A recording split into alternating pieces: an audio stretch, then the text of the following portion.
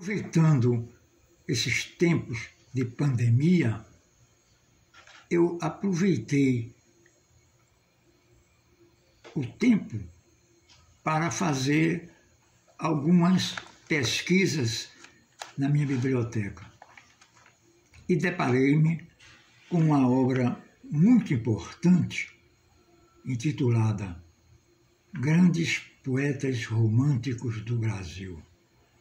Os poetas românticos do Brasil, eles são muito decantados, muito conhecidos, inclusive Álvares de Azevedo, um Fagundes Varela, um Castro Alves, mas eu relendo algumas poesias, aliás, eu não, a minha nora, ela relendo algumas poesias para mim, eu me deparei com o grande poeta brasileiro, poeta romântico, baiano, que com suas elucubrações de raciocínio, ele baseou suas ideias todinhas num romantismo.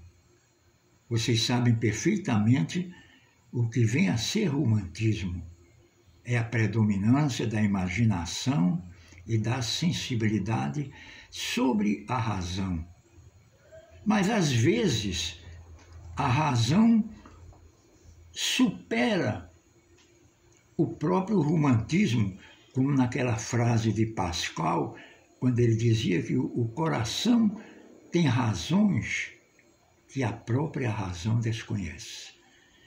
Então, eu me deparei com o Junqueira Freire. Junqueira Freire foi um poeta bem discutido na época pelos intelectuais brasileiros, todos, porque foi um tipo de poesia que chamou muita atenção pelo seu ceticismo. Era um poeta meio cético, apesar de ser romântico, era cético. Era feito um Machado de Assis, romântico realista.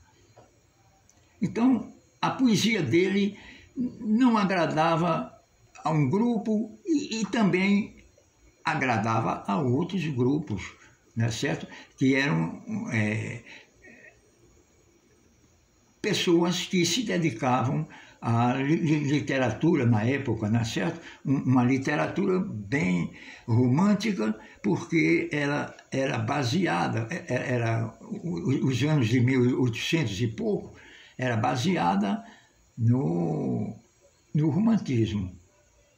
E o romantismo era, na época, a escola literária de maior valor.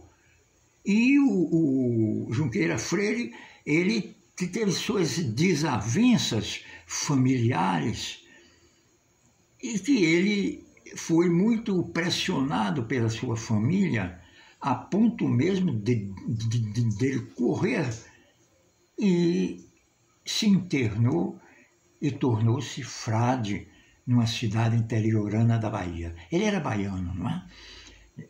E ali, por incrível que pareça, ele fez um livro que intitulou-se Inspirações do Claustro. Quer dizer, inspirações que ele tinha no convento para fazer poesias. E as poesias dele eram de um cunho, às vezes materialista, às vezes românticos, e isso deixava muito a desejar na crítica, porque ele não obedeceu uma linha de conduta.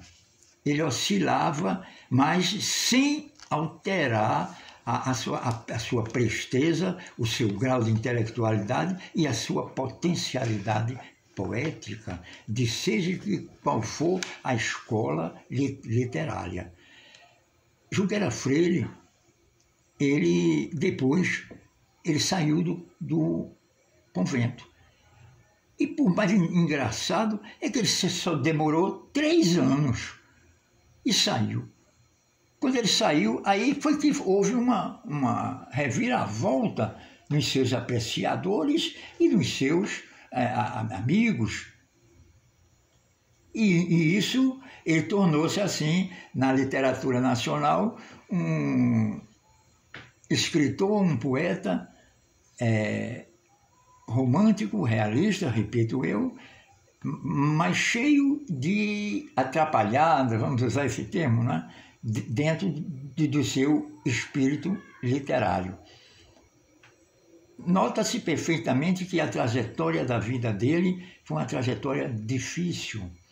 Ele foi um homem, mesmo depois que ele deixou o convento, ele continuou a ser perseguido. Ninguém sabe ainda isso porque os seus biógrafos, ou questões morais, questões éticas. O que é fato é que ele era muito criticado, mas mesmo assim ele levava as coisas como se diz na gíria, na valsa, né? E assim ele tornou-se intelectualmente uma das grandes figuras da literatura nacional, não é certo? Théophile Gautier, grande crítico da literatura francesa, analisando a obra poética de Lamartine, poeta francês, ele dizia que Lamartine não era só um poeta, e sim a própria poesia. E isso me lembrou perfeitamente a um enquadramento, por analogia, dessa frase de Théophile Gautier com Junqueira Freire.